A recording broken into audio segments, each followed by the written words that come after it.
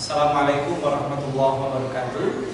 Bagaimana kabar anak-anak semuanya? Alhamdulillah, hari ini kita ketemu lagi di pembelajaran IPS kelas 8 di sesi pertemuan yang kedua. Nah, kemarin kita sudah membahas tentang interaksi negara-negara ASEAN dan kita sudah mengenal negara-negara ASEAN. Nah, hari ini pada pertemuan kedua masih di bab 1, kita akan berbicara tentang karakteristik negara-negara ASEAN. Nah, dari pembelajaran yang pertama, saya harapkan anak-anak sudah belajar lebih banyak. Meskipun ada beberapa siswa yang ketika mengerjakan soal kemarin, ada yang masih perlu dilengkapi dan disempurnakan, tidak apa-apa. Nanti di pembelajaran kedua ini, kita akan perdalam lagi, mudah-mudahan pengetahuan anak-anak terhadap negara ASEAN nanti akan lebih mendalam lagi. Baik, kita lanjutkan pembahasan kita pada pertemuan hari ini. Jadi anak-anak semuanya, kemarin pertemuan pertama kita mengenal negara ASEAN. Hari ini karakteristik negara ASEAN, dan nanti pertemuan ketiga kita bahas tentang potensi sumber daya alam dan sumber daya manusia negara-negara ASEAN. Nah, anak-anak bisa saksikan di sini ya. Jadi ini adalah anggota negara ASEAN. Ada 11, namun yang nomor 11 itu negara paling muda sebagai peninjau. Pada tahun ini baru akan memasuki secara resmi sebagai anggota negara ASEAN. Berikutnya, kita perhatikan anak-anak semuanya. Jadi ini letak astronomis dan letak administratif negara-negara ASEAN. Jadi letak astronomisnya 29 derajat lintang utara, lalu kemudian sampai dengan 11 derajat lintang selatan. Berikutnya untuk bujur timurnya 92 sampai 141. Nah, untuk luas lautnya bukan main ya. Jadi 5.060.100 km persegi. Dan luas daratannya adalah 4.817.000 km persegi. Ini sebagian besar adalah luasnya di wilayah Indonesia. Secara administratif ada batas utara, batas selatan, batas barat, dan batas timur. Nah, anak-anak sudah saksikan sendiri. Berikutnya anak semuanya, ini negara-negara ASEAN. Kalau dalam bahasa Indonesianya perbara, Persatuan Bangsa-Bangsa Asia Tenggara. Kalau ASEAN itu singkatan Association of Southeast Asian Nations. Didirikan 8 Agustus tahun 1967 di Bangkok, Thailand. Dan selanjutnya anak-anak bisa simak sendiri. Nah, ini tujuan kenapa negara ASEAN didirikan. Ada 5 tujuan.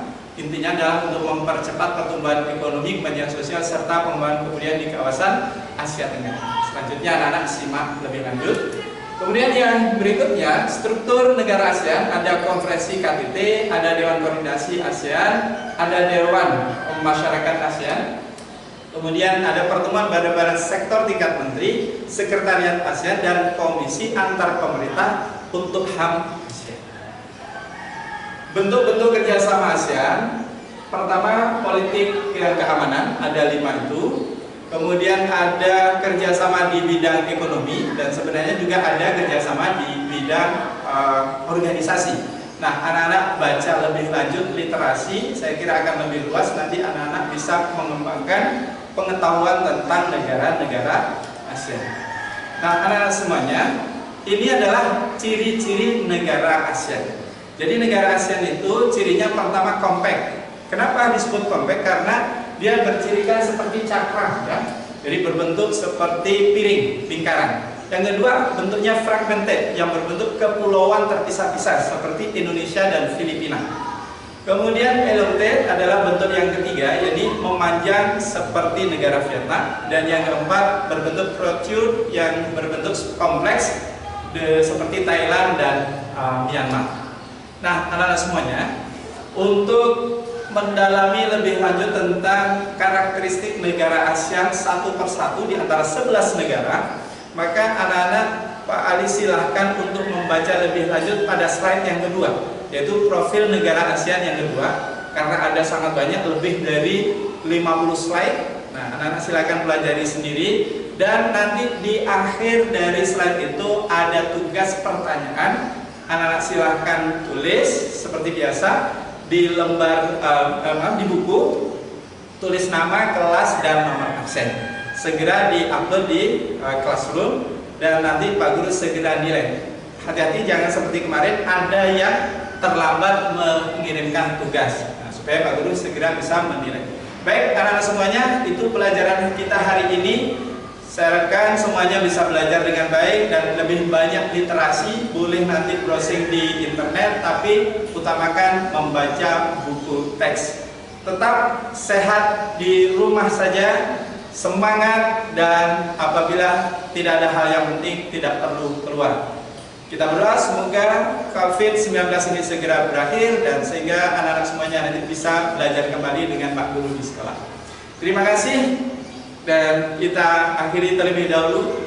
Tetap semangat karena kita madrasah hebat, madrasah bermartabat. Assalamualaikum warahmatullahi wabarakatuh.